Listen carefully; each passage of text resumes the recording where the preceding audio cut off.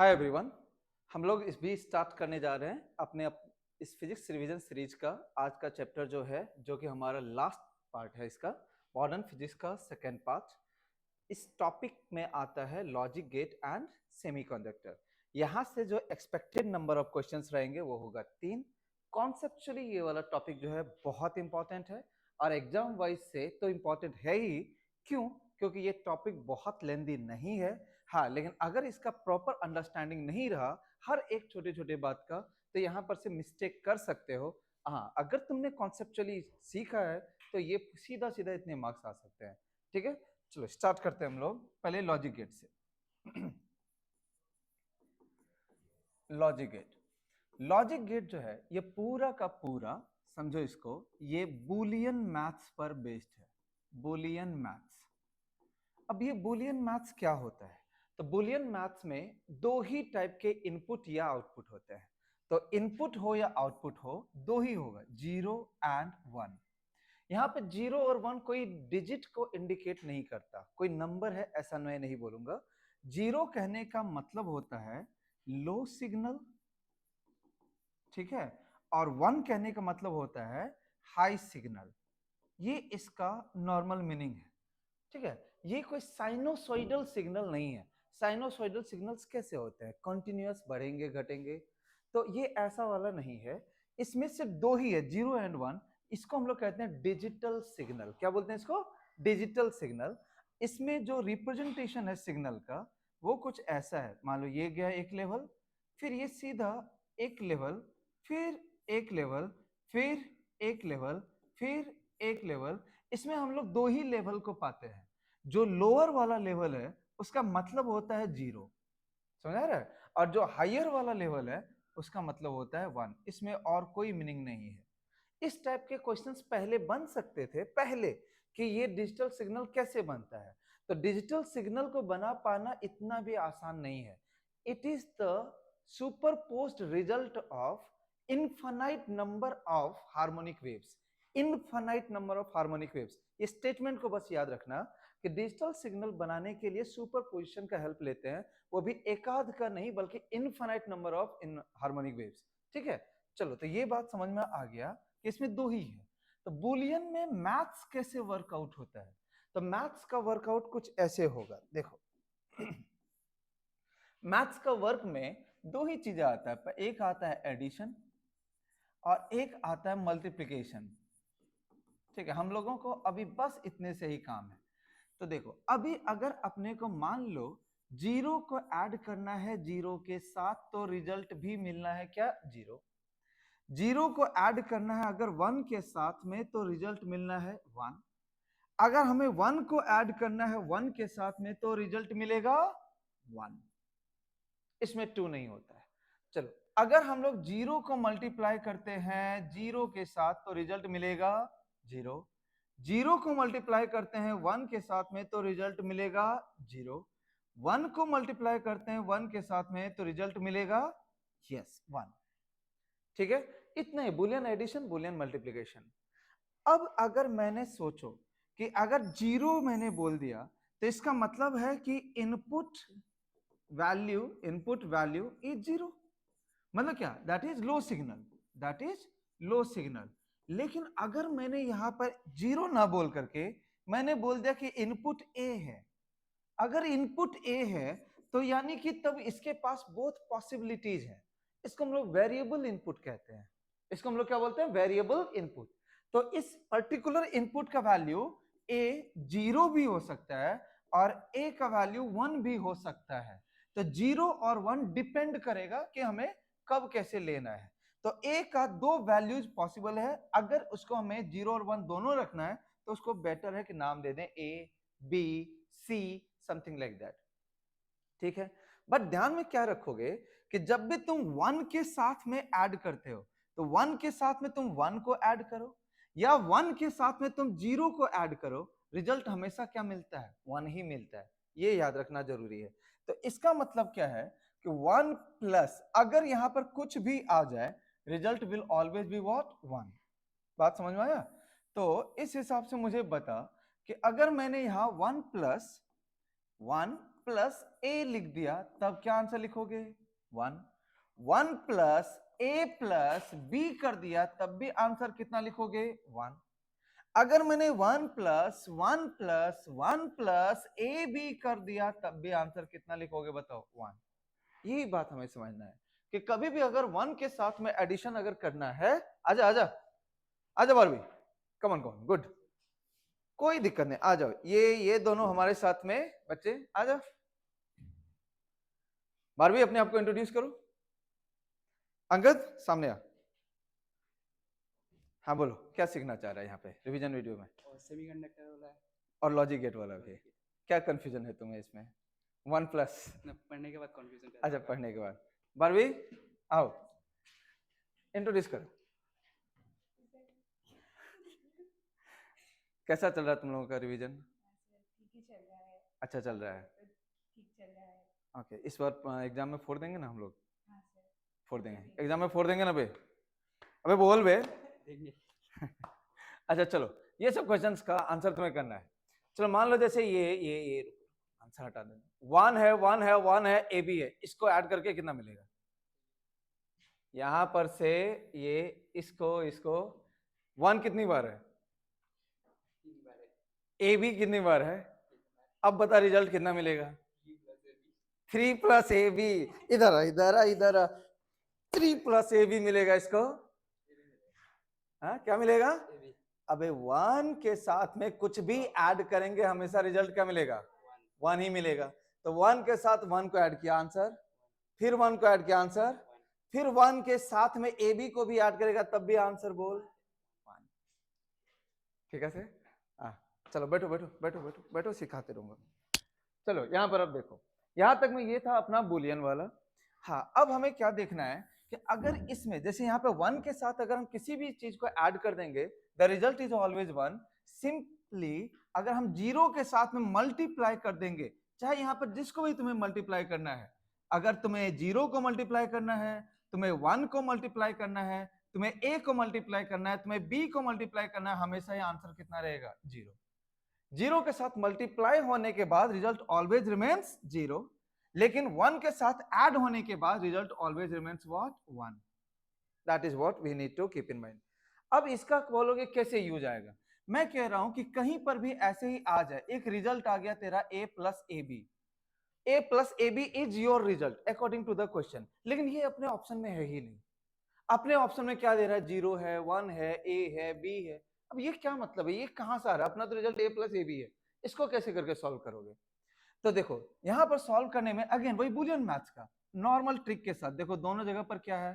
a, can we take a as common? बता यहां पर क्या बच जाएगा? 1। यहां पर क्या बच जाएगा बता? b। अब 1 प्लस बी को बुलियन तरीके से सोचो, बुलियन के तरीके से 1 प्लस बी को हम लोग क्या लिख देंगे?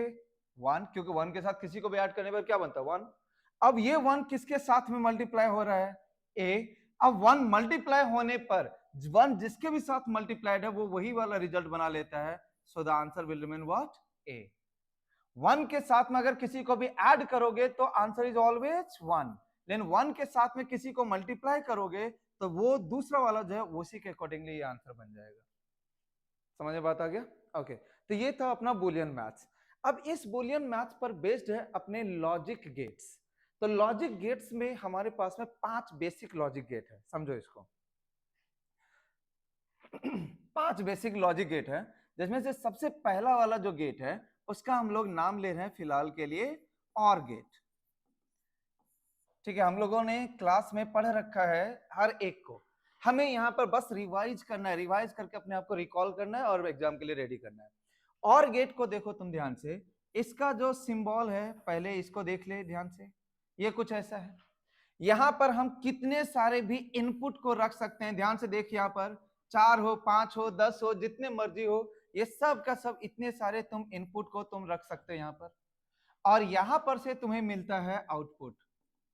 ठीक है, ये गेट का सिंबल है। इस साइड पर इनपुट और राइट साइड पर क्या मिलेगा? अंकद बोल, राइट साइड पर क्या मिलेगा? आउटपुट। ठीक है, ये जो और गेट है ये कौन सा ऑपरेशन देता है बता मुझे? एडिशन देता है या मल्टीप्लिकेशन देता है? एडिशन, बिल्कुल सही है। और गेट जो है वो हमें ऑपरेशन देता है एडिशन का। तो अगर मान ले कि यहां पर मैंने 0 दे दिया इनपुट, यहां 1 दे दिया, यहां 1 दे दिया, यहां 0 दिया, यहां 1 दिया, तो देखो यहां पर कहने के लिए कितने सारे इनपुट हो गए, 1 2 3 4 5। हमें आउटपुट तो सिर्फ मिलना है एक, मतलब वो कैसा मिलेगा, तो इन सबको ऐड कर दो। तो 0 + 1 अगर प्लस करेंगे और कहीं एक भी जगह 1 है तो answer will always remain what, 1। अगर हम इसी की जगह पर मान लो ए बी सी डी ई कर देते तो हमें यहां पर मिलता A plus B plus C plus D plus E. Simple हो गया, बस इतना ही हमें ध्यान में रखना है, दैट्स ऑल। ये एक इलेक्ट्रॉनिक सर्किट है जिसका काम ऐड करना है। ये बुलियन ऑपरेशन पर बेस्ड है, इधर इनपुट है उधर आउटपुट है, या नंबर ऑफ इनपुट जितना मर्जी उतना रख सकते हो और उधर पे आउटपुट मिलेगा जो कि एक ही आउटपुट होगा। ठीक है, चलो अब हम लोग बात कर रहे हैं सेकेंड गेट पर, and that gate is and gate. तो एंड गेट का जो सिंबॉलिक रिप्रेजेंटेशन है वो कुछ ऐसा है। यहां पर भी अगेन जितने मर्जी इनपुट रखना चाहो यहां पर रख लो, कुछ फर्क नहीं पड़ता। और राइट साइड पर हमें एक आउटपुट मिलेगा, हियर इज द आउटपुट। ठीक है, ये सब के सब तुम्हारे इनपुट्स हैं। और ये जिस ऑपरेशन पर बेस्ड है, बारबी कौन सा वाला ऑपरेशन ये देता है बताओ? करेक्ट हो, मल्टीप्लीकेशन। ये जितने भी इनपुट्स रहेंगे वो सबको क्या करेगा, मल्टीप्लाई। अब मान लो कि अगर इनपुट में कोई एक जगह भी 0 हो गया तो जब भी मल्टीप्लाई होगा वो ओवरऑल क्या बना देगा, 0। तो हमेशा ही आउटपुट, अगर एक जगह भी 0 हुआ तो आउटपुट क्या बन जाएगा, 0। तो अगर हम लोग और गेट एंड गेट का मान लो ट्रुथ टेबल बनाना चाहें विथ 2 वेरिएबल्स, ओनली 2 वेरिएबल्स, ठीक है। चलो अभी मुझे सिर्फ 2 वेरिएबल के साथ बात करना है, ए है बी है, ए है बी है, ये और गेट करना है। तो और गेट को हम लोग ऐसे लिख सकते हैं ए प्लस बी। तो बताओ यहां पर ट्रुथ टेबल में यहां पर क्या लिखेंगे, 0 0 से, 0 1 से, 1 0 से, 1 1 से। तो हम लोगों को कैसे पहचानेंगे कि ये जो ट्रुथ टेबल दिया हुआ ये और गेट का ही है? तो आपको बस ये वाली चीज को ध्यान में देखो, सिर्फ एक ही केस में क्या मिलता है, 0, बाकी हर केस में क्या मिलता है, 1। अगर ऐसा है तो हम लोग समझ लेंगे और गेट। यहां पर उसी तरीके से देखो, अगर हमें एंड गेट है तो यहां क्या करना है, ए इंटू बी।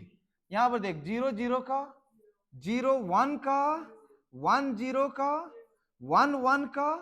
तो इसमें देखो यहां पर और यहां पर, यहां देखो एक ही केस में बस क्या मिल रहा है हमें, 1, बाकी हमेशा ही हमें क्या मिलता है, 0। तो ये इसके पहचानने का तरीका है। यस, ये है एंड गेट का। अब बोलोगे कि क्या 0 0 को सिर्फ देख करके और गेट या एंड गेट को पहचाना जा सकता है? नहीं, सिर्फ 0 0 में और में भी 0 बनता है और एंड में भी 0 बनता है। इसलिए अगर सिर्फ 0 0 को देख करके तुम एंड या और आइडेंटिफाई करना चाहते हो मतलब बेवकूफी है। हमें जाना पड़ेगा अदर वेरिएबल्स पे, और उसमें से सबसे अच्छा कौन सा है बता, 0 1 या 1 0, क्योंकि इसमें दोनों का रिजल्ट अलग अलग होता है, क्योंकि इसमें भी फिर से देखो रिजल्ट सेम हो जाता है। ठीक है, तो ये बन गया अपना ट्रुथ टेबल की हेल्प से। चलो अब तीसरा गेट पर मुझे चलना है, that third gate is not gate. Not gate का काम क्या है बताओ, इनपुट को रिवर्स करना। इनपुट अगर 0 है तो आउटपुट हमारा बनेगा 1। Very good. नॉट गेट का जो अपना सिंबॉलिक रिप्रेजेंटेशन है वो एक ट्रायंगल है, ट्रायंगल पर एक circle, and this is its representation. ये single input single output device है, एक इनपुट एक आउटपुट। तो अगर यहां पर मैंने लिखा है ए, तो यानी ऑब्वियसली यहां पर उसका रिवर्स यानी उसको रिप्रेजेंट करेंगे ए बार से। If here it is 0 then it 1, if here it is 1 then there is 0, simple. अच्छा, अगर मान लेते हैं ए का नॉट किया तो वो जैसे ए बार मिला, तो हम ए बार का अगर नॉट करेंगे तो आंसर तो पता है ए मिलेगा, लेकिन लिखेंगे कैसे? तो वो देखो ए बार जैसे जो भी है ना उसके ऊपर में बार चढ़ाना है। तो जैसे यहां पर ए बार है तो ए बार के ऊपर में फिर से क्या लगा देना है। तो इस हिसाब से हम लोग कहेंगे कि this bar and this bar will cancel out each other and the relation will become a. समझ बात है? ये कुछ इस तरीके से रिप्रेजेंट करके हम लोग इसको सीखेंगे। समझ में आ गया? तो 3 गेट बेसिकली क्लियर हो गया। ओके, चौथे गेट पर मैं आता हूं। चौथा गेट में हम ले रहे हैं नॉर गेट को। नॉर गेट जो है ये किसका किसका ऑपरेशन को हमें प्रोवाइड करता है?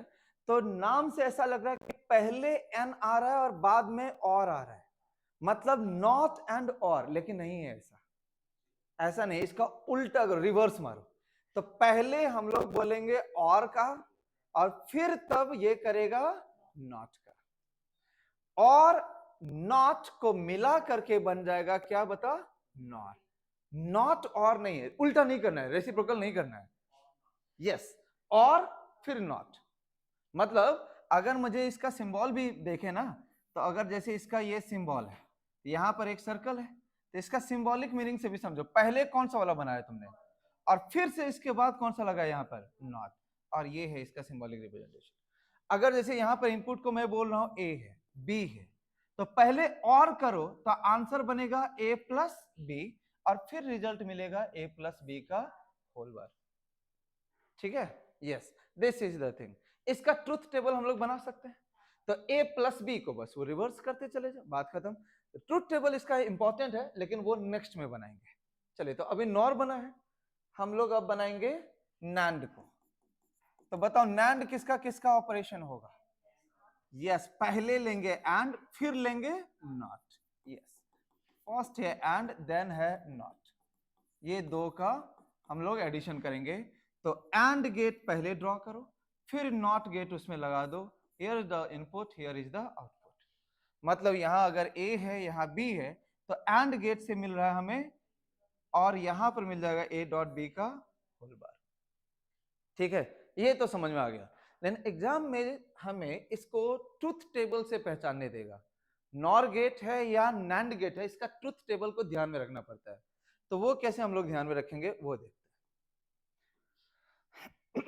चलो, ये रहा ए, ये रहा बी, तुम्हें यहां पर लिखना है ए प्लस बी का होल बार, यहां पर लिखना है ए इंटू बी का होल बार, एक साथ दोनों आ गया।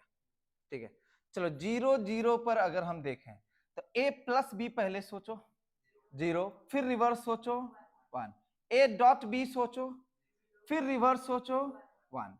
तो इसमें कुछ फर्क मिला? मतलब हम लोग यहां पर से जज नहीं कर पाएंगे। चलो फिर से यहां पर मान ले 1 है, यहां 0 है, या यहां 0 वहां 1, जो भी आ जाए। बताओ यहां पर a प्लस बी को क्या लिखेंगे? 1, रिवर्स क्या हो जाएगा? 0, यही इंपॉर्टेंट होगा। फिर से a इंटू बी कितना हो जाएगा? 0, फिर उसका रिवर्स कितना हो जाएगा? 1। यहां पर ही आपको पहचानने के लिए मिल रहा है, ये और गेट नहीं है, एंड गेट नहीं है, वो इसी से पता चलता है, इसी वाले लाइन से। देखो अगर ये और गेट होता तो 1 और 0 का रिजल्ट 1 होता, नहीं है ऐसा। 1 और 0 का रिजल्ट 1 है। अब बोलोगे 1 और 0 को देख करके हम लोग और बोल सकते हैं या नहीं? तो कंफ्यूजन और तो फिर नैंड के बीच होगा, तो फिर उसको हम लोग नेक्स्ट लेवल से चेक कर पाएंगे। ठीक है, लेकिन नॉर और नैंड के बीच में ये यहां से ही आपको पता चलना है। ठीक है, चलो लास्ट वाला 1 1 पर बताओ। 1 प्लस 1, 1 का रिवर्स हो गया 0, वहां पर भी 0। अब बताओ मुझे, और या एंड दोनों का ट्रुथ टेबल देखा हुआ है? दोनों के ट्रुथ टेबल को मैं एक बार यहां पर बनाता हूं। चलो a प्लस बी और a इंटू बी। बताओ a प्लस बी यहां पर कितना? 0। a इंटू बी का कितना? यहां पर बताओ a plus b 1, a into b यहां पर बताओ a plus b 1, a into b 1। यहां पर देखो, ये वाले को, ये वाले को, ये वाले को, यहां से तुम्हें क्लियरली पता चलेगा। डिफरेंस समझ में आ रहा है या नहीं आ रहा? इसको बस 2 से 3 बार तुम्हें ड्रॉ करके चेक कर लेना है। अब जैसे कि तुमने बोला कि ये तुम्हारे ऑप्शन में चारों है, नॉर है, नैंड है, और है, एंड है, यही 4 ऑप्शन में देगा। अब हमें ये 0 0 पर दे दिया है, और ये कौन सा वाला गेट है, तो तुम इस लाइन को ही देख करके क्या नहीं पकड़ पाओगे कि a प्लस बी या a इंटू बी नहीं है? अगर मान लो उसने दे दिया कि 0 और 0 का रिजल्ट जो है वो 1 आ रहा है, कौन सा वाला गेट है? तो 0 और 0 का रिजल्ट 1 आ रहा है, ऐसे करके समझो। तो 0 0 का रिजल्ट इसमें 1 आ सकता है क्या? नहीं, तो उसको हम लोग काट देंगे। समझ में आता है? तो वहां से हम लोग एलिमिनेशन दिखाते हैं, फिर हमको वो अगला इनपुट देगा 1 और 0। तो 1 और 0 का मान लो कि उसने आउटपुट दे रखा है 1, तो अब हम लोगों का वो तो पहले ही खत्म हो चुका था।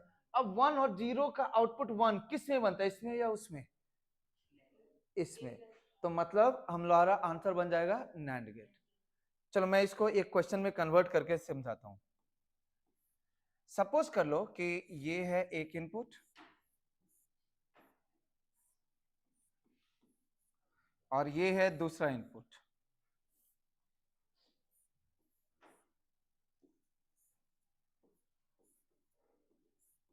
ऐसे करके कुछ दिया हुआ है, हमें उसने बोल दिया है कि ये कौन सा वाला गेट है, अगर ये ए है, ये बी है, और आउटपुट का नाम पर वाई है। वाई जो है वो कुछ है। अच्छा पहले ये सिग्नल को रीड करने आता है?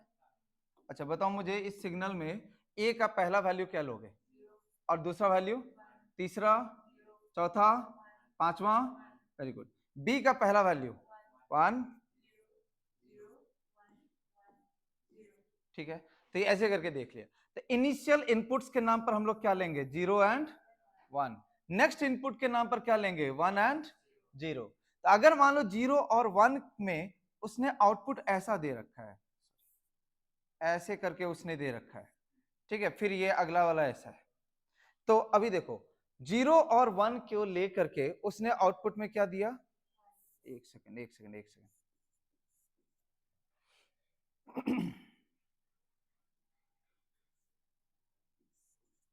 आगे भी होगा कुछ, उतना ध्यान नहीं देते हैं, ठीक है।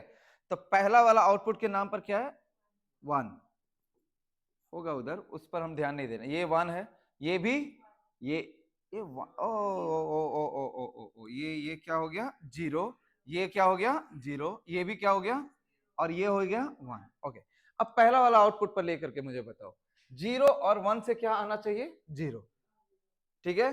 पिछला वाला अपने पास में है यार, ओ हट गया। अब बताओ 0 और 1 से 0 किस में आता है, और में आता है क्या, 0 + 1 = 0 आता है क्या, नहीं, ये 1 आता है। तो क्या ये और गेट पॉसिबल है, नहीं, ऐसे एलिमिनेट करना है। इसमें कोई वो थ्योरी नहीं जाना है कि उसका रिजल्ट निकालना, इसमें ऑप्शंस को एलिमिनेट करना है। तो जैसे पहला वाले को देख करके यहाँ 0 दिखा, तो हम लोग बोल देंगे और नहीं, और वाले ऑप्शन को कट कर दो।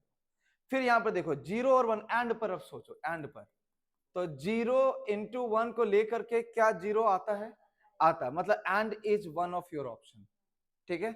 सिमिलरली फिर से अब नॉर पर भी जाओ, ठीक है। नॉर में 0 + 1 का अगर मैं बार कर दूं तो ये 0 ही आता है, तो नॉर भी तुम्हारे ऑप्शन में है। अच्छा जी, नैंड पर अब सोचो, ऐसे नैंड पर अगर हम लोग सोचेंगे तो 0 × 1 का होल बार क्या मिलेगा, बोलो 1। क्या ये नैंड गेट पॉसिबल है, नहीं है, तो हम लोग इसको भी कट कर देंगे। अभी अपने पास में ऑप्शन देखो कितना बच गया, 2, एक नॉर बचा है और एक एंड बचा है। अब ये दो ऑप्शन में भी हम लोगों को डिफरेंस मिल जाएगा, कोई ना कोई दूसरा वाला होगा। जैसे 0 1 1 0 मैं नहीं समझ में आएगा, 0 0 में समझ में आ जाएगा। तो 0 0 में अपना देखो, तो 0 और 0 का रिजल्ट क्या है, 0। तो 0 + 0 ये एंड गेट में होता है। अच्छा, और कौन सा ऑप्शन था अपना, नॉर। 0 + 0 अगर यहां होता तो ये आंसर होता 1, जबकि यहां पर है आंसर 0। हम लोग किस आंसर पे चले जाएंगे, तो ऐसे करके अपने ऑप्शंस को एलिमिनेट करो, वहां से ऐसे क्वेश्चंस को डील करते हैं। इज इट क्लियर, यस, ठीक है। अब इसके बाद में कुछ और भी 1-2 गेट्स हैं जिसको हम लोग कहते हैं एक्सक्लूसिव और या एक्सक्लूसिव नॉर। मैं नहीं कहूंगा कि अभी इस टाइम पर अगर पहले से सीखा हुआ नहीं है तो इस पर फोकस करो, क्योंकि ये हमारे एग्जाम में बहुत इंपॉर्टेंस नहीं रखता, ठीक है। ओके, अभी उसके अलावा कुछ और बात को मुझे देखना है, जिसमें से स्पेशल है ये नॉट गेट। नॉट गेट हम लोग जितना देखते हैं सिर्फ उतना ही नहीं है, 3 फॉर्मेट है इसका।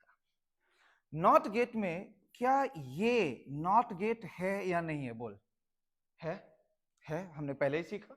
ये नॉट गेट को रिप्रेजेंट करता है, सीधा सीधा, यही तो बेसिक इसका फॉर्मेट है, ठीक है। लेकिन नॉट गेट सिर्फ यही नहीं है, अगर अपने पास में नॉर गेट हो, नॉर गेट, ठीक है, ये ऐसा ही होता है ना नॉर गेट। अगर इसके दोनों इनपुट, इसमें 2 इनपुट्स होते हैं, 2 ही नहीं हो सकते, 3 भी हो सकते हैं, 4 भी हो सकते हैं। अगर इनके इनपुट्स को सिंगल इनपुट बना दिया जाए, समझो इसको, अगर इनके इनपुट्स को क्या बना दिया जाए, सिंगल इनपुट, तो कैसे बना सकते हैं, तो इनके दोनों इनपुट को जोड़ दो। तो ऐसे में एक ही इनपुट एक्चुअली 2 इनपुट में कन्वर्ट हुआ है, तो ये गेट भी किसका काम करता है, not gate. Please remember this, अगर हम लोग नॉर गेट के इनपुट्स को सिंगल इनपुट में कन्वर्ट कर दें, then it works like not gate. Same with nand gate also. अगर हम लोगों ने ऐसे एक नैंड गेट बनाया जिसके इनपुट्स को बस एक सिंगल इनपुट में कन्वर्ट कर दो तो ये भी किसका काम करने लगता है बता, नॉट गेट का। ये आपको याद रखना है। नॉट गेट सिर्फ एक ही नहीं है जो ये है, इसके अलावा ये दोनों दिख नहीं रहा है बट एग्जैक्टली नॉट गेट है। एग्जाम पॉइंट ऑफ व्यू से हमें ये इंपॉर्टेंट रहेगा हमारे लिए, कल तुम्हें इस पर बहुत सारे क्वेश्चन दूंगा, ठीक है। This is not gate, this is not gate, done है। ये सब एकदम बेसिक वो चीजें हैं जिसे तुम भूलने का एफर्ट ना करो तो अच्छा है, डन। चलो अब मैं यहां पे लॉजिक गेट में नेक्स्ट थ्योरी पे चलता हूं, वो है D Morgan's theorem. D Morgan's theorem कैसे ये बुलियन ऑपरेशन को परफॉर्म करता है, समझो इसको। डी मॉर्गन्स थ्योरम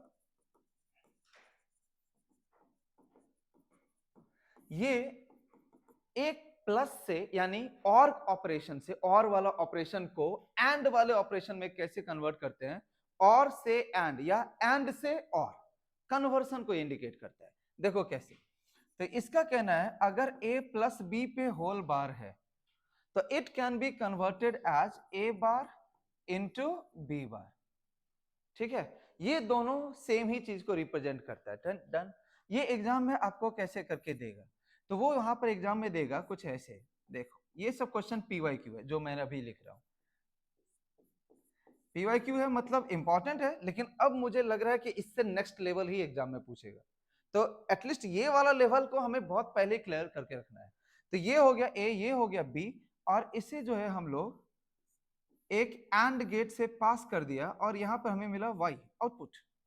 वो बोलेगा कि ये जो हमें दिख रहा है ये गेट कौन से वाले गेट को रिप्रेजेंट करता है। चार ऑप्शन दे दिया, और, एंड, नॉर, नैंड, ये कौन से वाले गेट को रिप्रेजेंट करता है, ये वाला सर्किट। अब देखो कोई एक गेट और, एंड, नॉर, नैंड, हम लोग तो एक एक वाले पढ़े थे, इसने एक सर्किट दे दिया, हमें समझ में आएगा नहीं। ये कोई एक गेट है, समझ में आना चाहिए। यहां पर बताओ क्या बनेगा, ये यहां पर क्या बनेगा, ये ए बार और बी बार को यहां पर क्या करना है, एंड करना है। मतलब हमारा जो वाई है वो क्या है, ए बार इंटू बी बार। देखो तो ए बार इंटू बी बार को हम लोग क्या लिख सकते हैं, ए प्लस बी का whole bar. A plus b का होल बार मतलब कौन सा वाला गेट हुआ, ये nor gate. So our answer is this one, ठीक है। ये ऐसे क्वेश्चंस बहुत कॉमन है अपने एग्जाम के लिए, ठीक है। नाउ सेकंड इसमें एक थ्योरम और है, one more theorem is there. बताओ थ्योरम, सेकंड थ्योरम क्या होगा, तो A डॉट B पे होल बार अगर है तो ये एंड गेट वाला ऑपरेशन को ये कन्वर्ट कर देगा A बार प्लस B बार में, ठीक है। सिमिलरली वैसा ही क्वेश्चन यहां पर भी वो बना करके दे सकता है, डन है।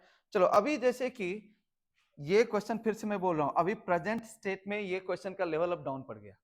प्रेजेंटली पहले ये ऐसा आता था कि ये रहा दो इनपुट, फिर ये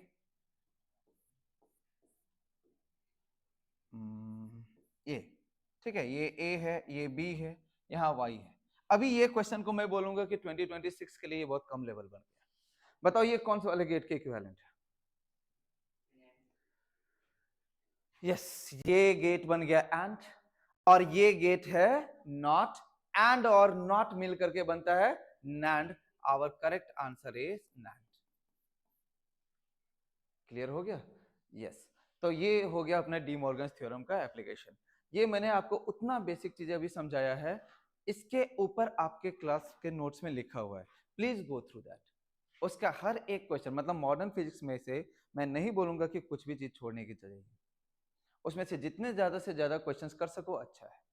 ओके, क्वेश्चंस मैं यहाँ पर PYQs भी करवा सकता हूँ, लेकिन वो उसके लिए वो ज्यादा टाइम कंज्यूमिंग हो जाएगा। चलो अभी अब मैं जाने वाला हूँ किस पर रे बोल, सेमीकंडक्टर के ऊपर, ठीक है।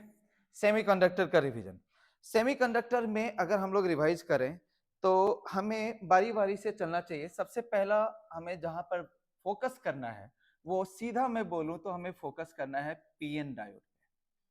मुझे उस जगह पर जाकर के काम नहीं करना है कि P कैसे बनाते हैं, N कैसे बनाते हैं, ठीक है। यस वो थ्योरीज था, बिगिनिंग के लिए था, इस रिवीजन के लिए वो इंपॉर्टेंट उतना नहीं रहेगा। हम लोग कहां से बिगिनिंग करेंगे बताओ, PN से।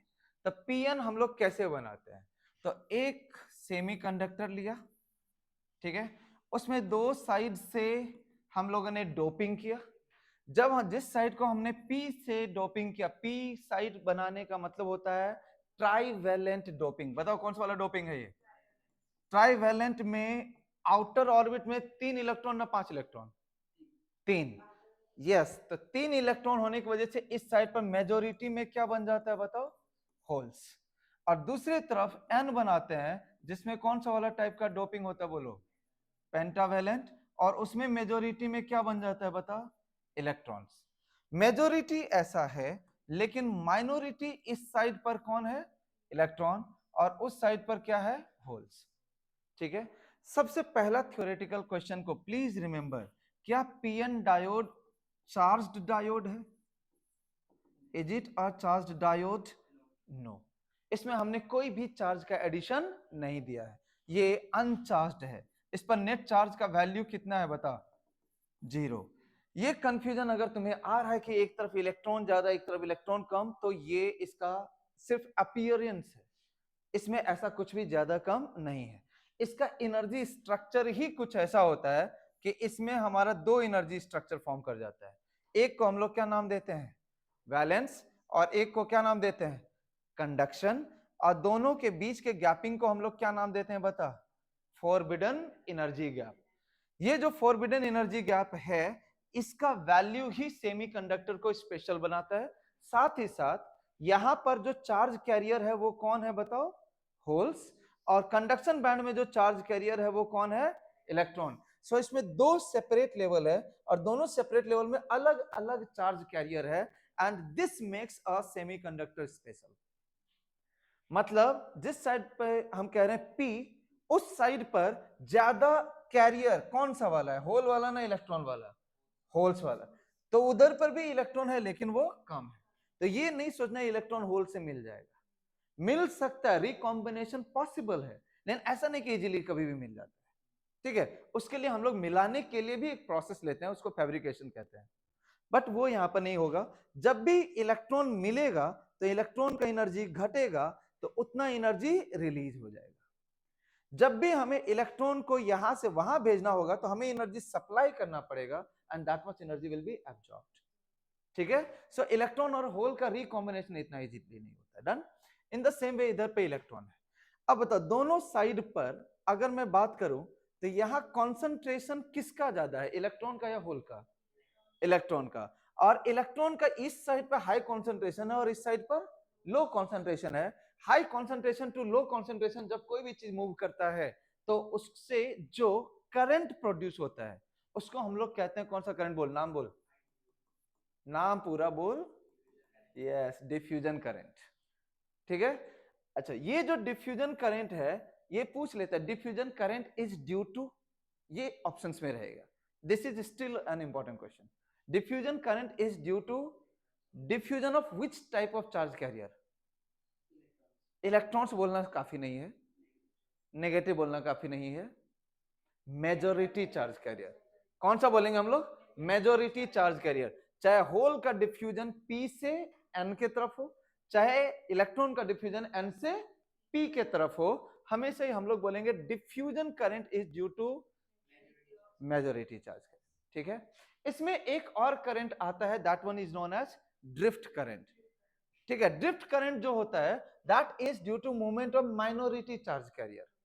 ठीक है। सो माइनॉरिटी के कारण से कौन सा और मेजोरिटी के कारण से कौन सा, वो हमें ध्यान में रखना है। ओके। इस मूवमेंट से कुछ एक चीज अराइज होता है, वो क्या अराइज होता है वो यहां पर देखते हैं।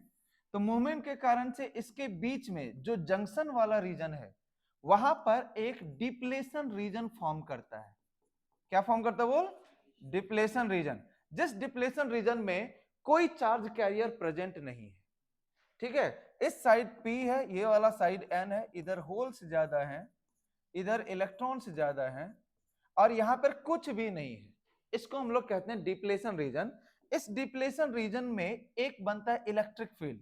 जिस इलेक्ट्रिक फील्ड का डायरेक्शन इंपॉर्टेंट है, याद रखना, किधर से किधर बनता है, तो वो तभी तुम्हें याद रहेगा जब इसका ट्रिक मैं समझाऊं।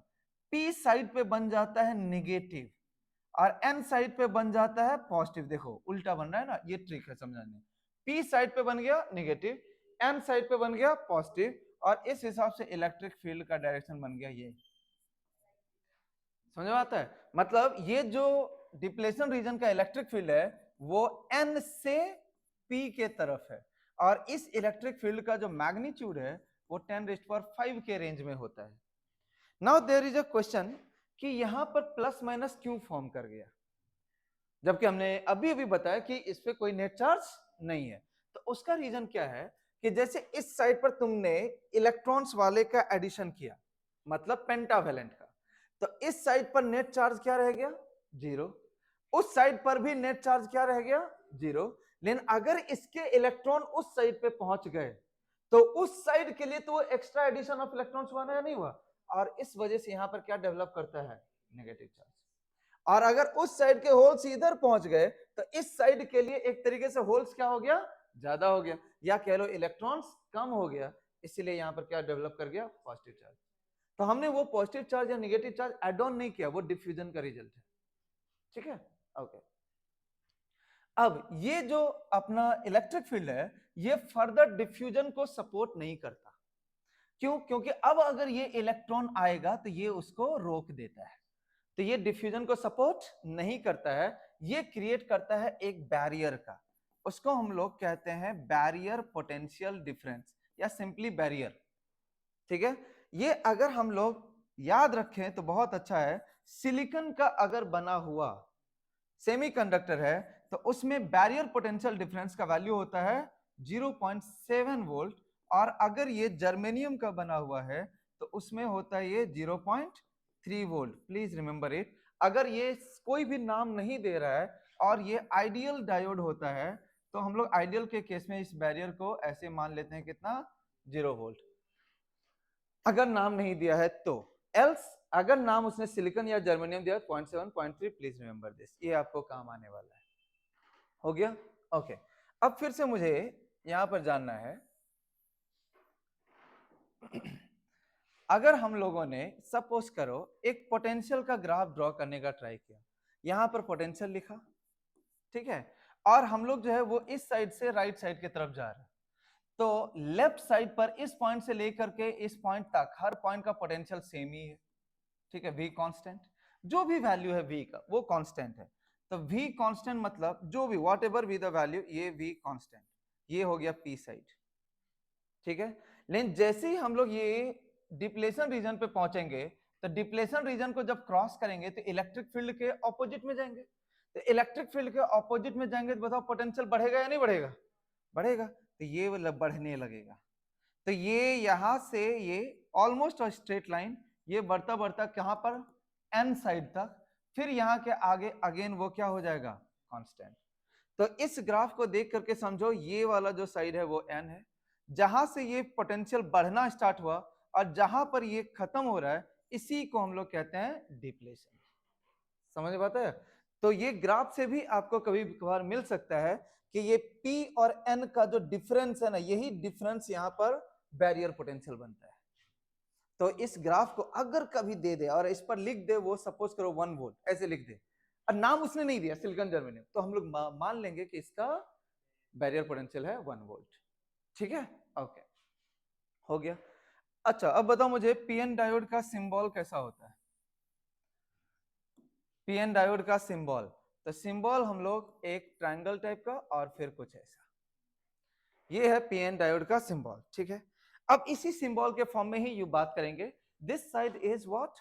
P side, this side is what? N side. हम लोगों को अब इसी सिंबॉलिक फॉर्म में बात करना है। अब आ जाओ, जब भी हम लोगों को पीएन डायोड का काम करना है अगर, तो PN diode is normally off no use. अगर एक डायोड तुम्हें मिला, अगर तुमने इसे यूज करने का सोचा तो बिना बाइसिंग के बहुत ज्यादा ये यूज में नहीं आता है। तो समझो, अगर हमने इसको बाइसिंग किया तो बाइसिंग दो टाइप का हो सकता है। एक हो सकता है कैसा बताओ? Forward biasing. तो फॉरवर्ड बाइसिंग में क्या होता है कि ये जो डायोड है इसमें पी साइड का पोटेंशियल को हाई रखते हैं, हाई पोटेंशियल, प्लस मतलब हाई पोटेंशियल, और एन साइड के पोटेंशियल को लो। तो इससे क्या होता है कि करंट हमेशा लेफ्ट से राइट यानी पी से एन के तरफ जाएगा, तो इसको हम लोग कहते हैं फॉरवर्ड बाइसिंग। ठीक है, तो ये वाले को फॉरवर्ड क्यों कहते हैं? क्योंकि इस केस में डिफ्यूजन करंट जो है डिफ्यूजन करंट बढ़ रहा होता है, बढ़ता है ये। क्या कहता हूं बताओ, कुछ तो डाउट लग रहा है तुम्हें, समझाता हूं। अच्छा मुझे बता, ये जो डिफ्यूजन करंट था वो किसके वजह से था? मेजोरिटी। तो मेजोरिटी चार्ज कैरियर में ये जैसे P है N है, तो होल जाएगा राइट वर्ड, तो करंट राइट हुआ या लेफ्ट हुआ? राइट हुआ होगा, क्योंकि hole is equivalent to positive charge. और इलेक्ट्रॉन जो इधर का मेजोरिटी है वो आएगा लेफ्ट वर्ड। तो इलेक्ट्रॉन अगर लेफ्ट आ रहा है तो भी डिफ्यूजन करंट को किधर बोलेंगे? Rightward. मतलब डिफ्यूजन करंट दोनों के वजह से होता है, लेकिन डायरेक्शन इसका हमेशा किधर से किधर रह गया? P से N। वही तो मैंने बोला, P से N, मतलब डिफ्यूजन करंट को हम सपोर्ट कर रहे हैं, मेजोरिटी चार्ज कैरियर को सपोर्ट कर रहे हैं। तो जब भी मेजोरिटी चार्ज कैरियर का मूवमेंट बढ़ेगा तो उसको हम लोग कौन से वाले बाइसिंग में ट्रीट करेंगे? फॉरवर्ड। फॉरवर्ड कहने का मतलब ही यही है कि हम इस करंट को कितना भी बढ़ा सकते हैं। क्यों? क्योंकि मेजोरिटी बहुत सारे चार्ज कैरियर है, जितने मर्जी उतने तुम यहां पे बढ़ा लो। समझ में आता है? सो इस चीज को फिर से ध्यान में रखना है। फॉरवर्ड बाइसिंग में P साइड को हाई पोटेंशियल, N साइड को low potential, direction of current is from P side to N side, which current flows? Diffusion current flows. बात खत्म हुआ, ठीक है। हाँ, लेकिन इस करंट को स्टार्ट होने के लिए, बीच में तो एक बैरियर बना हुआ था। अब वो बैरियर को अगर ओवरकम ना करें तो करंट कभी फ्लो होगा नहीं। मतलब हमारा जो ये अप्लाइड पोटेंशियल डिफरेंस है, बताओ बैरियर से ज्यादा होना चाहिए? यस। अगर ये सिलिकॉन का बना हुआ है तो our applied potential difference must be greater than 0.7। और अगर ये जर्मेनियम का बना हुआ है तो 0.3। अब इसी बात पर मुझे बता कि एक रास्ते में यहां पर सिलिकॉन है और एक रास्ते में यहां पर जर्मेनियम है, और हमने जो है पोटेंशियल डिफरेंस अप्लाई कर दिया है 10 वोल्ट का, 10 वोल्ट का अप्लाई कर दिया। इसी बात को मुझे समझा मुझे कि कौन से वाले रास्ते से करंट जाएगा। बता क्या ये फॉरवर्ड बाइसिंग है या नहीं है? ये रेसिस्टेंस को R मान ले, तो ये जो यहां पर से समझिए ध्यान से, ये बैटरी का हाई पोटेंशियल है। हाई पोटेंशियल किस साइड से जुड़ा हुआ है? इस साइड से। इस साइड मतलब ये देखो P साइड है ना, मतलब ये फॉरवर्ड बाइसिंग में है, ये भी फॉरवर्ड बाइसिंग, ये भी फॉरवर्ड बाइसिंग। अच्छा, अप्लाइड वोल्टेज का वैल्यू देख कितना है? 10। 10 इज मच ग्रेटर देन 0.7 और 0.3, मतलब दोनों से ही पास कर सकता है। तो बताओ किससे पास करेगा? Now that is the question, किससे पास करवाओ? जर्मेनियम से ही। क्यों? करेक्ट है, बिल्कुल सही है, क्योंकि अगर इधर से जाना है तो कितना का बैरियर को क्रॉस करना पड़ेगा? 0.7। जबकि इधर से जाएगा तो कितने के बैरियर को क्रॉस करना है? 0.3। क्यों ना वो लेस डिफिकल्ट रास्ता खोले, तो वो सारा का सारा जो करंट है वो नीचे के रास्ते से ले लेगा, मतलब यहां से ये इस रास्ते से चला जाएगा, मतलब ऊपर वाले रास्ते से करंट का वैल्यू कितना रह जाएगा? 0। All the current will flow via this. तब उसको कितना का ड्रॉप मिला? 0.3। अप्लाइड कितना का था? 10। तो 10 में से 0.3 का यहाँ पे ड्रॉप हो गया, तो तब उस केस में यहाँ पर कितना पोटेंशियल डिफरेंस मिलेगा? 9.7। वेरी गुड, 9.7 बिल्कुल सही है। क्लियर है? ओके, तो फॉरवर्ड बाइसिंग भी समझ में आ गया। अच्छा, दूसरा वाला बाइसिंग कौन सा था बोलो? बैकवर्ड नहीं, रिवर्स बोलते हैं उसको, बैकवर्ड। मैं तुम्हारा नाम लेकर के बोलूंगा, बैकवर्ड बाइसिंग बोलते हो। Reverse biasing. Okay, reverse biasing में हम लोग क्या करते हैं? हमारे गौतम का कहना है सर फॉरवर्ड के बाद तो बैकवर्ड ही आता है। ओह, गौतम तो बेकार में बदनाम हो गया, अंगद है ये तो। अरे यार हाँ अंगद, तो रिवर्स बाइसिंग में इस साइड पर क्या रखना है हमें? हाई पोटेंशियल या लो पोटेंशियल? Low potential. इस साइड पर हाई पोटेंशियल। तो अगर इस साइड पर हाई पोटेंशियल रखेंगे तो बाहर से जो करंट आना चाहेगा वो किधर से जाना चाहेगा? लेफ्ट से, मतलब P से N या N से P? और N से P कौन सा वाला करंट जा पाता है? ड्रिफ्ट, माइनॉरिटी चार्ज कैरियर वाला। तो माइनॉरिटी इधर से इधर करंट आ सकता है, लेकिन वो जो होगा वो माइनॉरिटी कैरियर वाला होगा, और उस करंट को हम लोग कहते हैं ड्रिफ्ट करंट। ध्यान में रखना, वो डिफ्यूजन करंट नहीं है। ड्रिफ्ट करंट का एक बड़ा है खास बात है, अच्छा बात है। क्यों मैं इस पॉइंट को खास बात बोल रहा हूं कि क्योंकि 2026 यानी इस साल के जनवरी में और 2024 का जो मई वाला था पेपर जेई का, दोनों में ही इससे क्वेश्चन पूछा है। समझ में आता है? क्वेश्चन क्या पूछा था कि एक्चुअली एक डायोड होता है, इट इज फोटो डायोड। मैं आज डिस्कस भी करूंगा थोड़ी देर में। फोटो डायोड, फोटो डायोड जो है वो रिवर्स बायसिंग में ही काम करता है। अब फोटो डायोड अगर रिवर्स बायसिंग में काम करेगा तो उसमें करंट के ऊपर में क्वेश्चन बन सकता है। तो पूछा था कि फोटो डायोड में करंट का वेरिएशन कैसा है, कैसा है बताओ। तो फोटो डायोड जैसे डायोड जो कि रिवर्स बायसिंग पर है, और हम लोगों को हमेशा क्या याद रहता है मालूम, रिवर्स बायसिंग में तो करंट जीरो होता है, रिवर्स बायसिंग में करंट जीरो होता है। हमें गलत याद नहीं है, but actual the answer is कौन सा करंट जीरो होता है, डिफ्यूजन या drift. So it's the diffusion current which is zero, it is the diffusion current which is zero. Reverse biasing में डिफ्यूजन करंट जीरो होता है, मेजॉरिटी चार्ज कैरियर वाला current नहीं होता, लेकिन माइनॉरिटी वाला करंट होता है। वो एन से पी के तरफ होता है, उसका वैल्यू बहुत ज्यादा नहीं होता, कम होता है। ये हमेशा ध्यान में रखना कि जब भी ये अप्लाई करेंगे ना करंट, इसका स्टेटमेंट आएगा करंट इंक्रीजेज ग्रेजुअली नहीं, current increases sharply, current increases sharply and becomes constant, current increases sharply and becomes constant. Why is it becoming constant? क्योंकि ये किसके वजह से हो रहा है, and minority का concentration बहुत ज्यादा नहीं है, that's why its final value is saturated constant। लेकिन उस final value तक ये पहुंचता बहुत रैपिड है।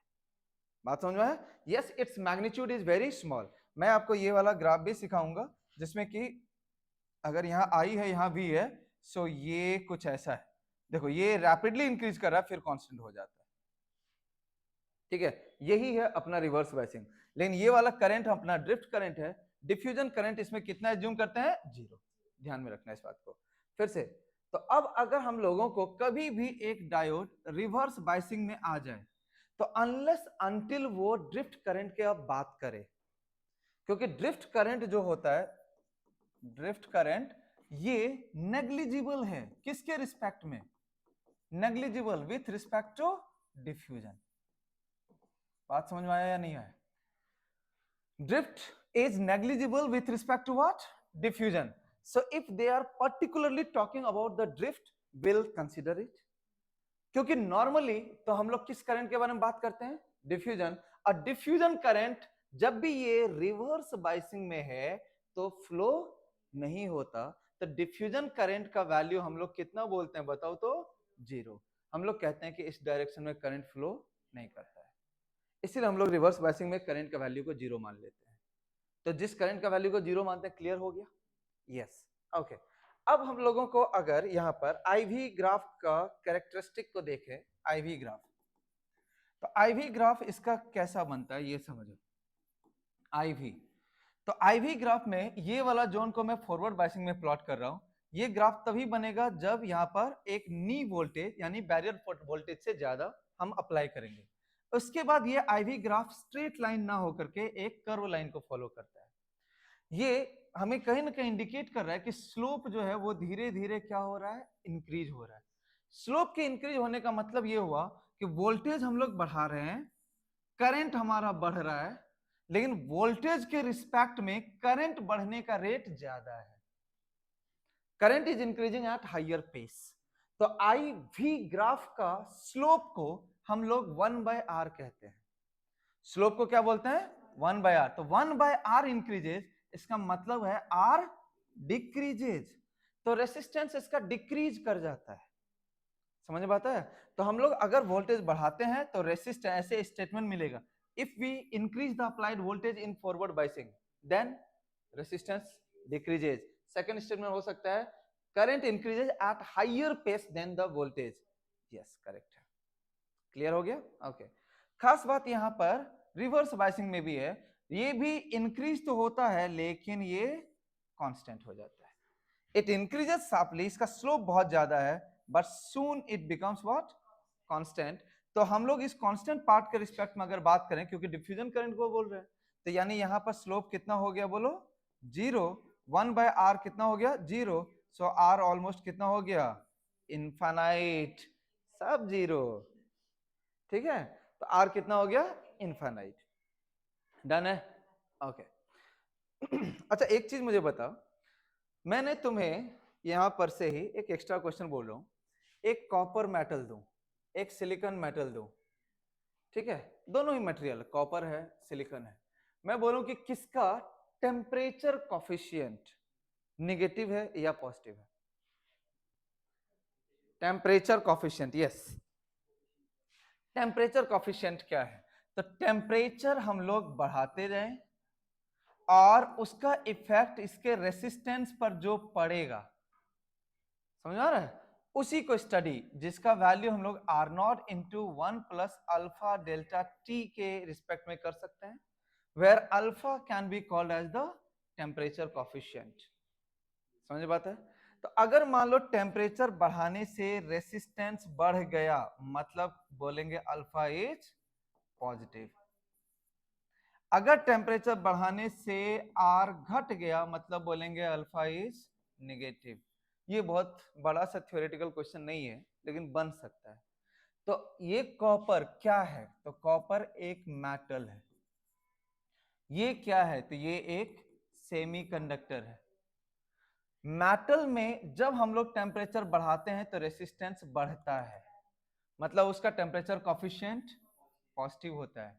सेमीकंडक्टर अगर है लाइक सिलिकॉन, उसका टेम्परेचर बढ़ाने से रेसिस्टेंस घट जाता है, इसका टेम्परेचर कॉफिशिएंट नेगेटिव। ठीक है, ध्यान में रह जाएगा, ओके।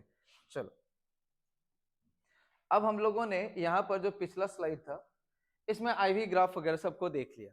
अब हमें किस चीज पर बात करना है कि इसके बाइसिंग को अगर हम ले लें, तो बाइसिंग को लेकर के किस किस तरह का यूज कर सकते हैं। तो पहले एक तो सर्किट को लेने का ट्राई करो, जस्ट एक सर्किट, कॉम्प्लेक्स सर्किट को ट्राई करते हैं ड्रॉ करने का। यस सर, सॉल्व कौन करेगा, तुम? यस सर, उतना ही बताना जितना कि हम भी कर पाए। फालतू में यहाँ पर बेइज्जती ठीक नहीं है ना। कहीं फंस गया तो।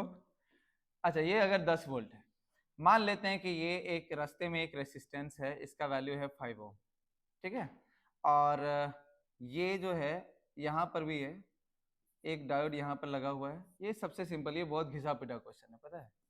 अब ये क्वेश्चन को ड्रॉ करने का भी मन नहीं करता है, बरसों से ये क्वेश्चन ड्रॉ कर रहा हूँ अब इस साल से, इसीलिए मैंने अभी जो कल का जो एग्जाम होने वाला है ना, उसमें तुम्हें यही क्वेश्चन दिया है, लेकिन उसको देख करके, खैर आगे बोलना नहीं चाहिए कैसे वर्ड्स हैं वो, ठीक है।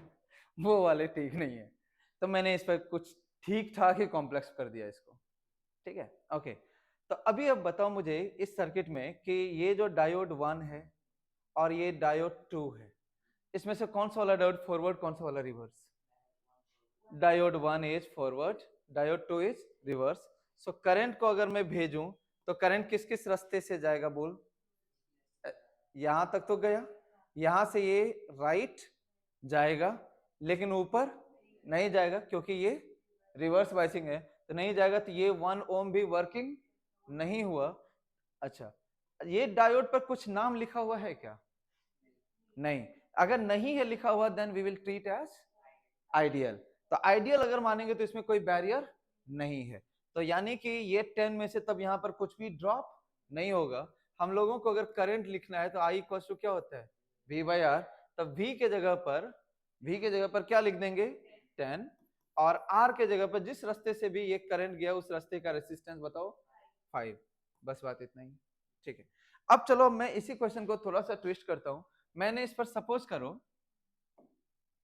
ये जो डायोड 1 है इस पर मैंने नाम यूज किया है सिलिकॉन, और यहां पर मैंने यूज किया है 5 ओम। ऐसा सिलिकॉन भी यूज कर दिया और 5 ओम भी यूज कर दिया, ठीक है।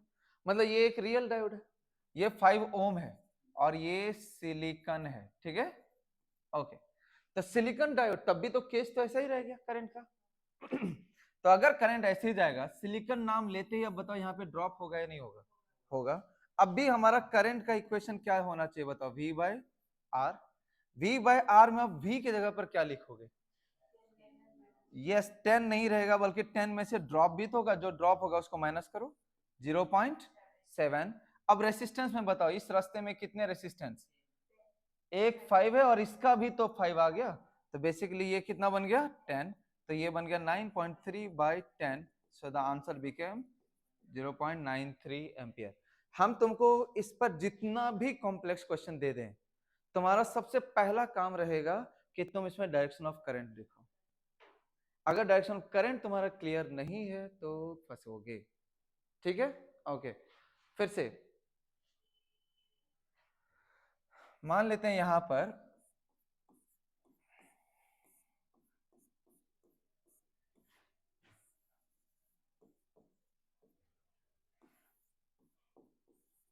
ये है 20 वोल्ट, ये है सिलिकॉन, ये है जर्मेनियम, ठीक है? मुझसे पूछा गया है पॉइंट ए पॉइंट बी के बीच का पहले पोटेंशियल डिफरेंस बताओ। पॉइंट ए और पॉइंट बी के बीच का पोटेंशियल डिफरेंस बताओ। चलो बारहवीं बोलो। ए और बी बोलो। सर ऐसे लाइव क्लास में मत पूछो, बड़ी बेइज्जती होती है। तुमको यहाँ पर बुला करके पूछो? नहीं, ओके। अच्छा बताओ मुझे, ये करंट कुछ ऐसे जाएगा? Okay, let's check. तुम जिसके भरोसे बैठी हो वो खुद नाव हिल रहा है। ठीक है, ये खुद तो कर लेगा और तुम्हें यहाँ पर लाइव क्लास में बेइज्जती मरवाएगा। चलो यहाँ पर देख।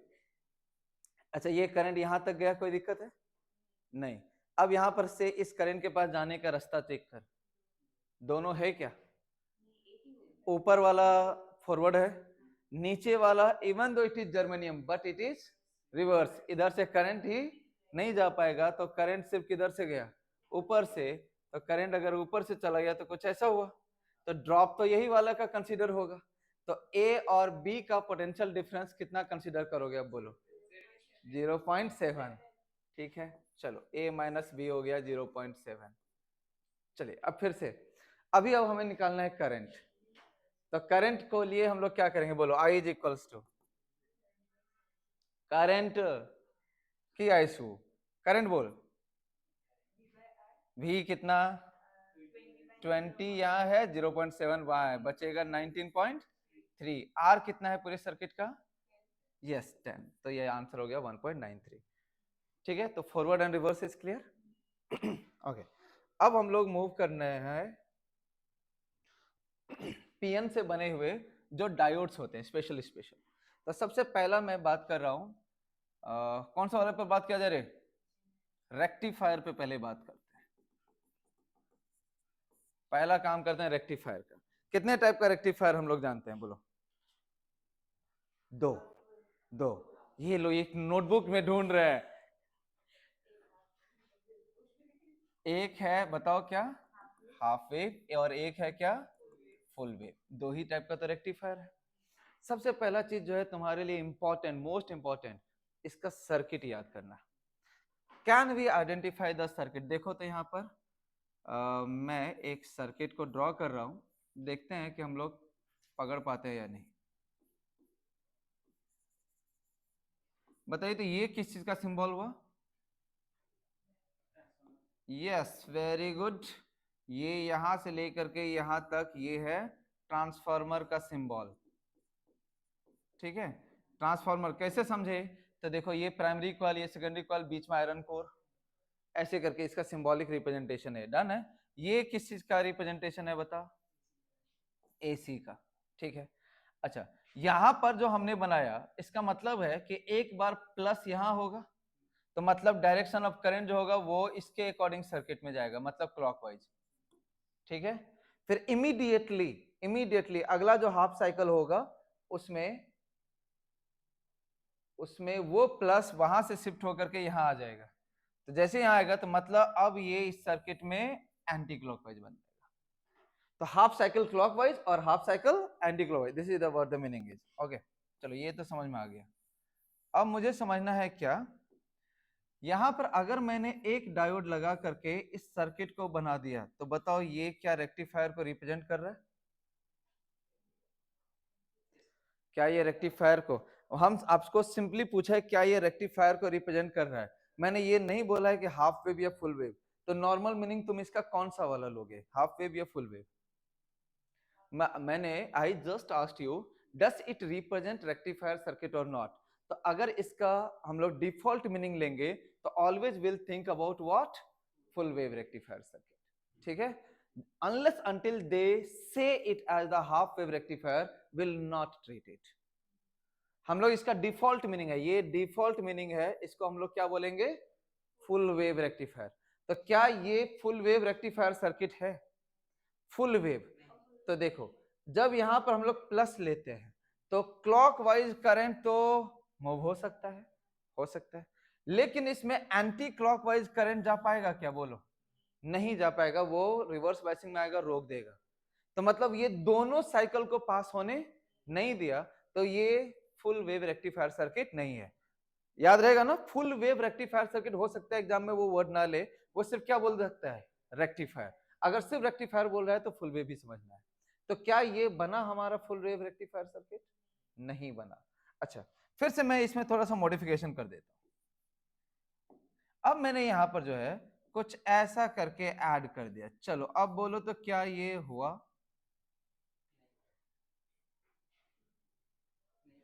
नहीं हुआ, अब भी नहीं हुआ बे, आधा तो पास हुआ, फिर से आधा पास नहीं हुआ, ये नहीं हुआ। यही ऐसे करके ही तुम्हें सोचना है, यही है इसके, इसका मोस्ट इंपॉर्टेंट पार्ट ही यही है। चलो फिर से मैं इसको वापस से इसको हटा देता हूं। चलो हम लोग अपने नॉलेज को बढ़ाते जाते हैं, इसको भी हटाओ। एक्चुअली फिर से एक सर्किट को बना लेते हैं।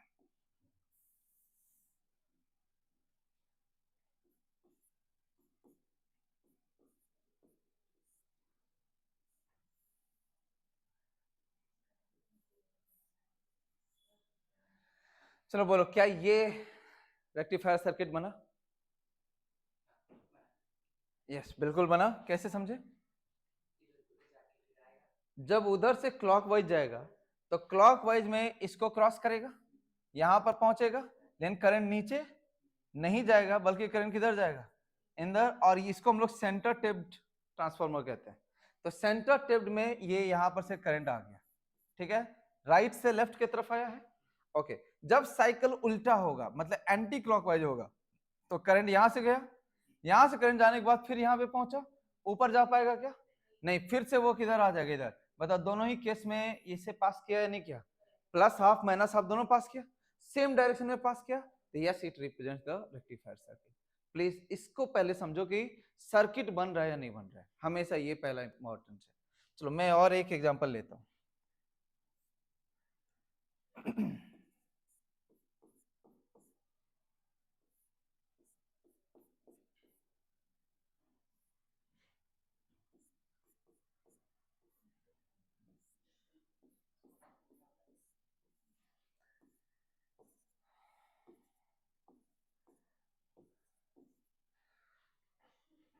ए एंड बी सपोज कर लो कि उसने बोला है input, C and D suppose कर लो उसने बोला है आउटपुट। मुझे बता क्या ये रेक्टिफायर सर्किट बन गया? यस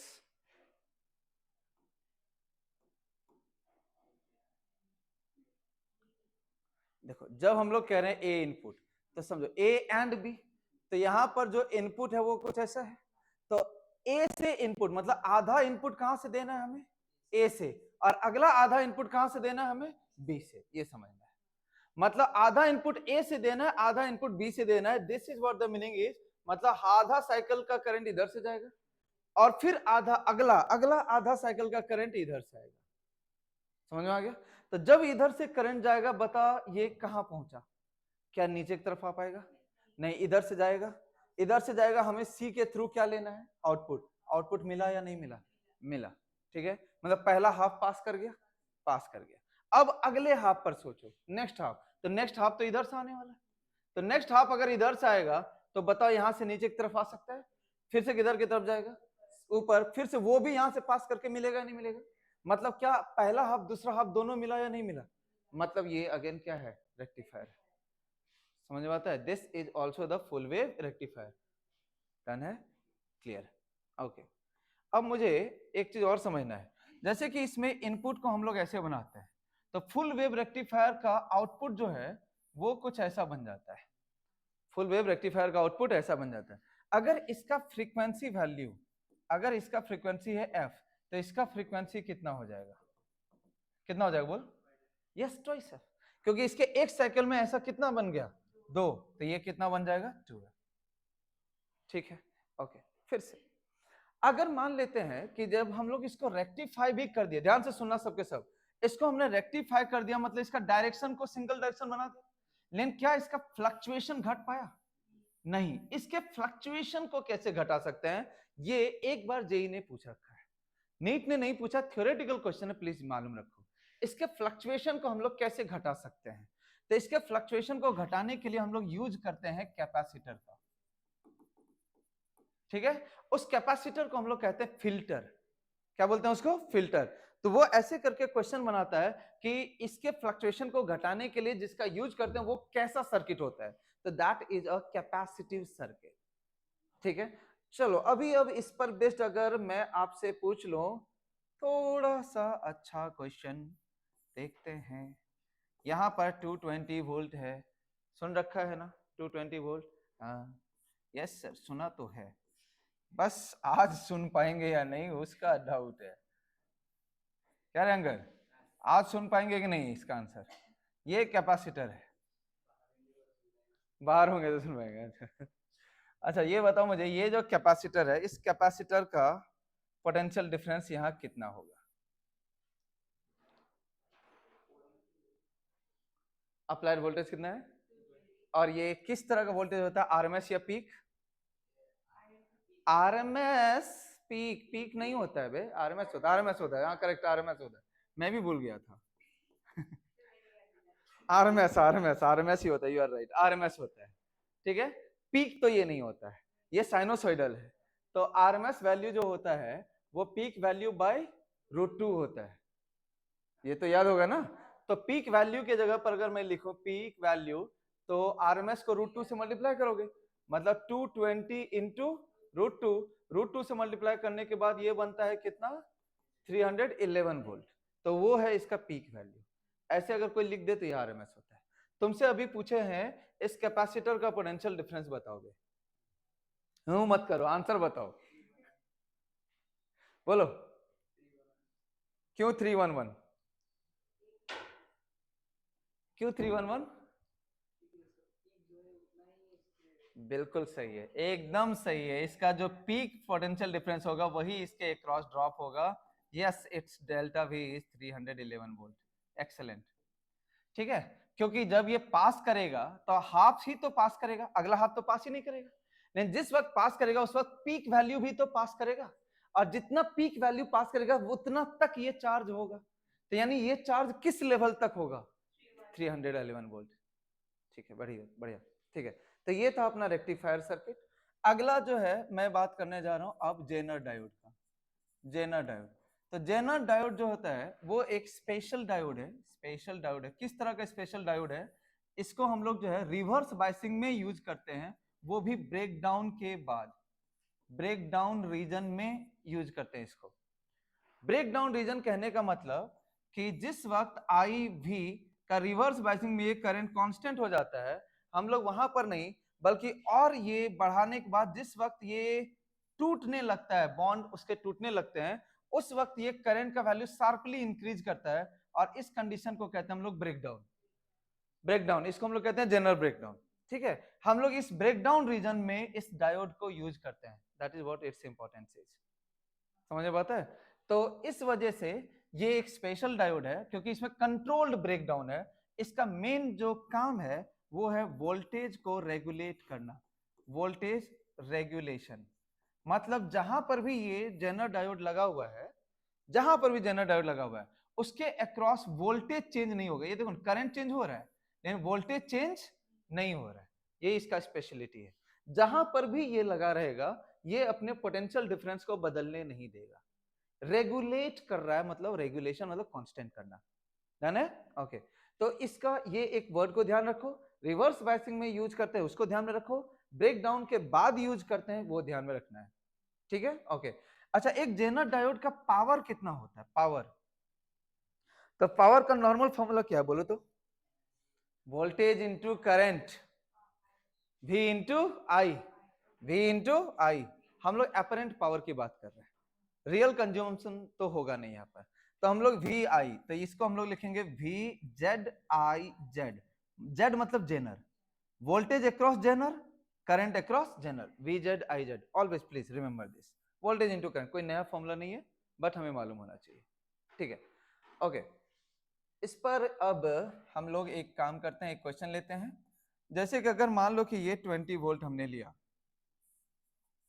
यहां पर हमने एक एक एक एक एक सपोज कर लो कि एक जेनर डायोड, जेनर डायोड का ये सिंबल है, मालूम है क्या? जेनर डायोड का ये सिंबल देखा देखा लग रहा है, मारेंगे पीएन डायोड का सिंबल ये होता है और जेनर डायोड का सिंबल ऐसा होता है। हाँ, देखा देखा लगा, वाह, ठीक। ओके, तो ये हमारा जेनर डायोड है। पहला चीज हमें चेक करना है कि ये फॉरवर्ड बायसिंग में है या रिवर्स बायसिंग में है। तो ये देखो, इसका हायर वोल्टेज ऊपर है ना, मतलब डायरेक्शन ऑफ करंट ऐसा होगा ना, तो करंट जिधर से जा रहा है वो वाला साइड किसको फेस कर रहा है? पी को या एन को? एन को। तो current is trying to move from N to P, तो ये रिवर्स बायसिंग का ही तो केस है। यस, तो ये रिवर्स बायसिंग का है, मतलब ये जनरल डायोड अभी इफेक्टिवली काम कर रहा है। मान लेते हैं ये जनरल वोल्टेज जो है वी जेड का वैल्यू यहाँ पर दिया हुआ है 6 वोल्ट, जनरल डायोड में वी जेड दिया हुआ 6 वोल्ट। क्या मतलब है इसका? कि ये 6 वोल्ट पर ब्रेक करेगा, ब्रेक डाउन होगा इसका, और ब्रेक डाउन के बाद ये 6 यहाँ पे क्रॉस चेंज नहीं होगा। सो अगर इस पॉइंट का नाम मैंने ए दे दिया, इस पॉइंट का नाम बी दे दिया, तो ए और बी के बीच का पोटेंशियल डिफरेंस हमेशा कितना रह जाना है? 6 ही रह जाना है। तो जो 6 यहाँ होगा वही 6 यहाँ भी हो जाएगा। ठीक है, अगर मैं मान लेता हूँ ये हो गया 2 ओम, ये मान लेता हूँ ये हो गया 1 ओम, लेट इट बी कुछ भी वैल्यू। तो अब इसके बेसिस पर हमें करंट निकालना है। तो करंट कैसे निकाला जाए वो उसको देखो। तो ये अगर 6 हुआ, मतलब इसके भी अक्रॉस 6, और ये वाला पॉइंट हायर पोटेंशियल है, और ये वाला पॉइंट मतलब करंट यहाँ पर ऊपर से नीचे की तरफ आएगा। तो कितना करंट यहाँ पर आएगा? तो देखो, आई के जगह पर अगर मैं लिखूं ये आई, तो 6/2 यानी कितना हो जाएगा? 3 एम्पियर। इस पाथ में भी करंट आएगा, लेकिन वो करंट का वैल्यू अभी हमें पता नहीं है। इसको आई जेड कहते हैं और इसको आई एल कहते हैं, आई थ्रू लोड रेसिस्टेंस। इसको हम लोग लोड रेसिस्टेंस पढ़ते हैं। और यहां से जो करंट आ रहा है उसको हम लोग आई पढ़ते हैं, which is the sum of zener current and load current. ठीक है, ओके। अब यहां पर बताओ कि कितना का यहां ड्रॉप मिला तुमको? 6। कितना हमने अप्लाई किया था, तो कितना बच गया? 14। वो 14 कहां पे ड्रॉप करेगा? इधर, यानी यहां का पोटेंशियल डिफरेंस है 14 वोल्ट। अब यहां पर का करंट तुम्हें निकालना है, बताओ करंट का वैल्यू कितना लिख सकते हैं? I is equals to 14/1, so 14 ampere. अब ये 14 एम्पियर जो इधर से गया है I, जिसका वैल्यू है 14 एम्पियर, वो यहाँ पर दो पार्ट में टूटा, राइट की तरफ गया कितना? 3। तो बताओ आई जेड का वैल्यू कितना होगा? यस, आई जेड का वैल्यू हो गया 11 एम्पियर। सो अब मुझे बताओ कि जेनर का पावर कितना हुआ? Power of zener V Z I Z, V Z कितना है? 6, आई जेड कितना है? 11। सो कितना हो गया ये? 66 वॉट। 66 वॉट, ध्यान में रहेगा? यस। अभी मैं इस पर भी जो कल क्वेश्चन दूंगा, जितना मैंने सिखाया है इतना या इससे थोड़ा ज्यादा करके, क्योंकि अपना कल का पर्पस ही है कि मॉडर्न में जितने से ज्यादा टफ दे सकता हूँ वो दूं, ताकि आप ड्यूरेशन में भी समझो ड्यूरिंग द एग्जाम, और उसके बाद फिर बाद में भी देख लें। ठीक है, इसके बाद जो अपने पास में डायोड्स हैं वो सब कुछ खास नहीं है। जैसे हम लोग अगर बात करते हैं एलईडी का, तो एलईडी किस में बात करता है बताओ? फॉरवर्ड बायसिंग में। फॉरवर्ड बायसिंग में ये रिकॉम्बिनेशन पर बेस्ड है। रिकॉम्बिनेशन मतलब इसको हम लोग कंडक्शन बैंड कहते हैं, इसको हम लोग वैलेंस बैंड कहते हैं। हम लोग यहाँ इलेक्ट्रॉन है ना, यहाँ होल्स होते हैं, इलेक्ट्रॉन को हम लोग यहाँ पे डाउनवर्ड की तरफ लाते हैं, तो इससे इसका एनर्जी घटता है। एनर्जी घटता है तो उसके वजह से यहाँ पर एनर्जी रिलीज होता है। That energy releases in the form of what? बोलो, फोटोन। तो जिस फोटोन का एनर्जी वैल्यू कितना होगा, तो दोनों के गैपिंग के बराबर होगा। है ना। तो एनर्जी का वैल्यू हम लोग बोलेंगे hc/λ से मैच कर सकते हैं। ये एनर्जी गैप को ही हम लोग फॉरबिडन एनर्जी गैप कहते हैं। तो यहां से तुम वेवलेंथ इजीली निकाल सकते हो hc/E। समझ में बात है। अच्छा, अगर ये एनर्जी गैप ज्यादा है तो मतलब वेवलेंथ कम है, अगर एनर्जी कम है तो वेवलेंथ ज्यादा है। अगर हम लोग इसका आईवी ग्राफ को बनाए और हम लोगों ने अगर मान लो अलग अलग टाइप से देखे तो हमेशा तुमको ऐसा टाइप का ग्राफ दिखेगा। तो देखो सेम करंट पर ये वाले लाइन को समझना है। यहाँ पर मैं फिर से यहाँ पे फोकस दे रहा हूँ। ये कोई एक करंट वैल्यू है, पहला ग्राफ ये मिला, दूसरा ये मिला, तीसरा ये मिला, चौथा ये मिला। तुम्हें मैं बोलूं कि इसमें से जो है विबग्योर को अरेंज करो, कौन सा वाला वायलेट है, कौन सा वाला रेड है, ऐसा वाला। अगर ऐसे करके मैंने बोला अरेंज करने के लिए, तो देखो ये वाला कौन सा हो सकता है, तो ये वाला वो जिसका वेवलेंथ ज्यादा मतलब एनर्जी कम। तो एनर्जी कम इसमें से किसका होगा, रेड का। तो पहला इधर रेड। उससे ज्यादा एनर्जी जिसका भी है, जैसे येलो, इसका येलो। उससे भी ज्यादा एनर्जी किसका, तो ब्लू। उससे भी ज्यादा एनर्जी किसका, वायलेट। समझ में बात है। इस तरीके से आप इसको अरेंज कर सकते हो, ध्यान में रहेगा। तो ये इंक्रीजिंग ऑर्डर ऑफ एनर्जी या डिक्रीजिंग ऑर्डर ऑफ वेवलेंथ, ऐसे ये हो गया एलईडी। ठीक है। इसके बाद अगर मैं बात करूं फोटो डायोड का, तो फोटो डायोड किस बायसिंग में काम करता है बताओ तो, रिवर्स। रिवर्स बायसिंग में करंट कौन सा वाला करंट होता है बोलो, drift current. Current sharply increase करता है या ग्रेजुअली, शार्पली इंक्रीज करने के बाद क्या होता है, कांस्टेंट या सैचुरेशन, सॉरी कांस्टेंट या बढ़ता रहेगा कांस्टेंट, तो इट बिकम्स सैचुरेटेड। डन है। हम लोगों को इतना बस ध्यान में रखना है इसके लिए, फोटो डायोड के लिए। ठीक है। इसके बाद हम लोगों को लास्ट एक चीज पर बात करना है, दैट वन इज बोलो सोलर सेल। तो सोलर सेल में कोई बायसिंग का यूज नहीं करना है। सोलर सेल एक स्पेशल फैब्रिकेटेड डायोड में से ही आता है। इसमें जब हम लोग आईवी के ग्राफ को स्टडी करते हैं तो हमेशा इसमें फोर्थ क्वाड्रेंट में ये स्टडी होता है। ठीक है। और ग्राफ का नेचर को हमें ध्यान में रखना होता है। तो ये जो ग्राफ का नेचर है ये प्रैक्टिकली ऑब्जर्व्ड ग्राफ है। इसमें ऐसा कुछ नहीं कि मैं तुम्हें कोई थ्योरी समझा सकता हूँ। हाँ, बस ये 2 पॉइंट का स्पेशलिटी है, उसे आपको समझ में के रखना है। तो ये वाला जो पॉइंट है, दिस पर्टिकुलर पॉइंट इंडिकेट करता है कि ये ओपन पॉइंट है, और ये वाला जो पॉइंट है ये इंडिकेट करता है ये शॉर्ट वाला पॉइंट है, यानी क्लोज्ड पॉइंट है। ठीक है। जब हम लोग ओपन सर्किट रखते हैं ना तो कुछ ऐसा वाला पॉइंट मिलता है, और जब शॉर्ट रखते हैं तो ये वाला पॉइंट मिलता है। जैसे मान लो ना कि एक बैटरी, तो एक बैटरी ऐसा बनता है ना, ऐसा ही है। तो अभी अब बताओ कि अगर मैंने इसको किसी भी सर्किट से नहीं जोड़ा, यही है अपना सोलर सेल, किसी भी सर्किट से नहीं जोड़ा, तो इसका पोटेंशियल डिफरेंस ईएमएफ के बराबर मिलता है। तो ये वाला कुछ है ओपन, तो मतलब ज्यादा मिलता है पोटेंशियल डिफरेंस। लेकिन अगर जब हमने इसको सर्किट से ऐसे करके सिंपली जोड़ दिया तो बहुत करंट फ्लो होगा, लेकिन पोटेंशियल डिफरेंस का वैल्यू कितना हो जाएगा, 0। तो वो वाला ये हो जाए अगर हमने इसको शॉर्ट कर दिया तो। ठीक है। तो ये था अपना पूरा का पूरा लॉजिक गेट एंड सेमीकंडक्टर का रिवीजन। क्या रे तुम दोनों सामने आ जा, एक बार थैंक यू तो बोल दे सबको। चलो फटक से, गाली पड़ेगा ऑनलाइन में। चलो सबको थैंक यू बोल दो, मेरे तरफ से ऑलरेडी थैंक यू है भाई। ठीक है। यही दोनों हैं जो पूरे ड्यूरेशन में कम से कम 6-7 बार मुझे रॉन्ग आंसर किए हैं। हाँ मैंने सही बताया था। ठीक है, चलो ऑल द बेस्ट गाइज। ठीक है, चलो।